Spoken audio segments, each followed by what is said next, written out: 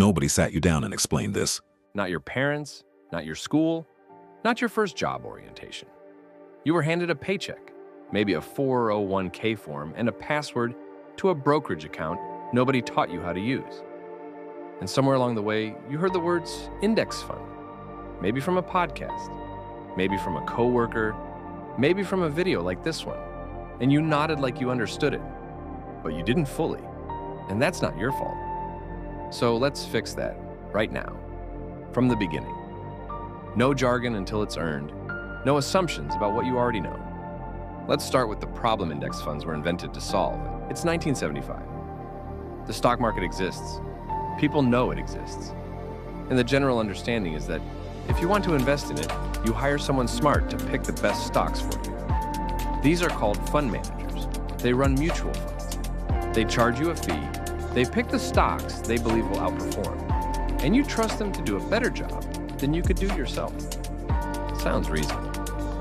Except there was a problem nobody wanted to say out loud. Most of them weren't beating the market, not consistently, not reliably. You'd pay the fee, hand over your money, and after 10 or 20 years, a huge percentage of these professionally managed funds had actually returned less than the market itself. A man named John Bogle looked at this and asked a simple question. If most managers can't beat the market, why don't we just buy the market? That question became the index fund, and it quietly changed everything. So, what is the market exactly? When people say the market went up today or the market had a bad week, they're usually talking about an index. The most famous one is the S&P 500. It's a list of 500 large American companies: Apple, Microsoft, Amazon, JP Morgan, Coca-Cola, and 495 others. These are some of the biggest, most established businesses in the United States. The index tracks how all of those companies are performing collectively. When most of them are doing well, the index goes up. When most of them struggle, the index goes down. It's essentially a single number that represents the health of a large chunk of the American economy. There are other indexes too. The total stock market index includes over 3,500 companies. Not just the big ones, but mid-size and smaller companies too. The NASDAQ focuses heavily on technology. International indexes track companies in Europe, Asia, and emerging markets. Each index is just a list with a set of rules about which companies get included.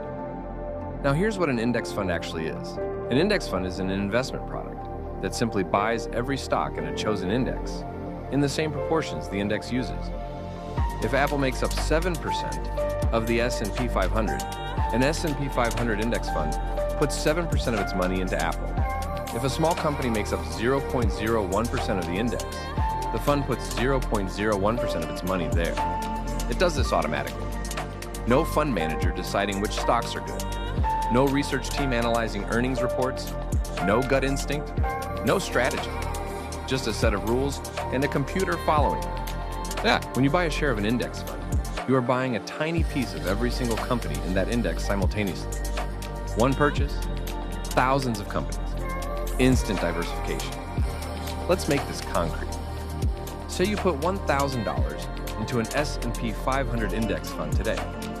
You now effectively own a tiny fraction of Apple, Microsoft, Amazon, Berkshire Hathaway, Visa, Johnson & Johnson, and 494 other companies. Not enough to notice at their board meetings, but enough that when those companies grow, your $1,000 grows with them. And here's the part that matters most. Historically, the S&P 500 has returned an average of roughly 10% per year over long periods, not every year. Some years it's up 25%, some years it's down 30%. But over decades, the average has held around 10%. That means $1,000 invested today, left alone for 30 years at a 10% average return, grows to approximately $17,400. You put in $1,000. You end up with $17,400. You didn't pick a single stock. You didn't watch a single earnings call. You just owned the market and let time do the work. Now let's talk about the fee, because this is where index funds separate themselves most clearly. When you invest in an actively managed mutual fund, the kind with a fund manager picking stocks, you typically pay what's called an expense ratio. This is an annual fee charged as a percentage of your investment. The average actively managed fund charges somewhere between 0.5% and 1.5% per year. That sounds small. It isn't. On a $100,000 portfolio, a 1% annual fee costs you $1,000 every single year. But it's worse than that. Because that $1,000 isn't just gone. It's $1,000 that isn't compounding. Over 30 years, the difference between a 1% fee and a 0.03% fee, which is what many index funds charge, can amount to tens of thousands of dollars in lost growth. Index funds are cheap because they don't need expensive managers. They just follow rules. A total market index fund from a major provider might charge you 0.03% per year. On $100,000, that's $30 per year, not per month, per year. That cost difference compounded over decades is one of the most underappreciated advantages in all of personal finance. Here's a question people always ask at this point. If the market goes down, don't I lose everything? No. And understanding why is important. When you own an index fund, you own a piece of hundreds or thousands of companies. For your investment to go to zero, every single one of those companies would have to go bankrupt simultaneously. Apple, Microsoft, Amazon, Walmart, JP Morgan, all of them, at the same time. That has never happened. It is not a realistic scenario. What does happen is that the market drops, sometimes significantly. In 2008, it dropped roughly 37%. In early 2020, it dropped about 34% in a matter of weeks. Those drops feel catastrophic when you're living through them. They show up on your statement as real dollar losses. But here's what every single one of those drops has in common. The market recovered, every time. Without exception in the history of the American stock market, a major crash has eventually been followed by a recovery that surpassed the previous high. The risk of an index fund is not permanent loss. The risk is that you panic during a crash and sell, locking in the loss at the bottom and missing the recovery. The investment itself has always come back. The investors who sold did not benefit from that return. So who is an index fund actually for? It's for anyone who wants to build wealth over time without becoming a full-time investor. It's for the person who doesn't want to spend weekends reading earnings reports.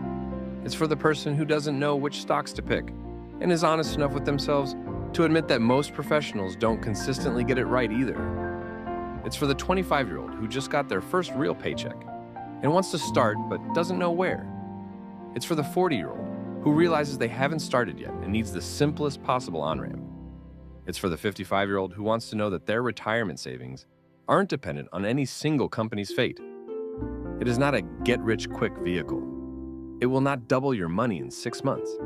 It will not give you a story to tell at a barbecue about the stock you found before everyone else. What it will do is steadily, quietly, boringly grow your money over time in a way that most active investors fail to match. Here's how to actually get started. Because knowing what something is and knowing what to do about it are two different things. Step 1. Open a brokerage account if you don't already have one. Major providers like Fidelity, Vanguard, and Schwab all offer index funds with extremely low fees. If you have a 401k through work, check if it offers an S&P 500 index fund or a total market index fund. Most do. Step 2. Choose your index fund. For most beginners, an S&P 500 index fund or a total stock market index fund is the right starting point. Look for the lowest expense ratio available. Anything under 0.10% is excellent. Step 3. Set up an automatic contribution. Decide how much you can invest each month, even $50, even $100, and automate it. The amount matters less than the consistency. Automating removes the decision from your hand so you can't talk yourself out of it during a bad month. Step 4. Leave it alone. This is the hardest step. When the market drops and your statement looks ugly, do not sell. The entire strategy depends on staying invested through the volatility and letting the long-term average do its work. That's it. 4 steps. No spreadsheet required. No research weekends. No stock tips. Just consistent investment in a low-cost fund that owns the market and time doing what time does. The most powerful financial tool most people have access to isn't a hot stock tip. It isn't a complicated strategy. It isn't something that requires a finance degree or a Bloomberg terminal. It's a simple fund that buys everything, charges almost nothing, and has quietly made more ordinary people wealthy over the last 50 years than almost any other investment vehicle in history. Nobody explained that to you. Now someone has.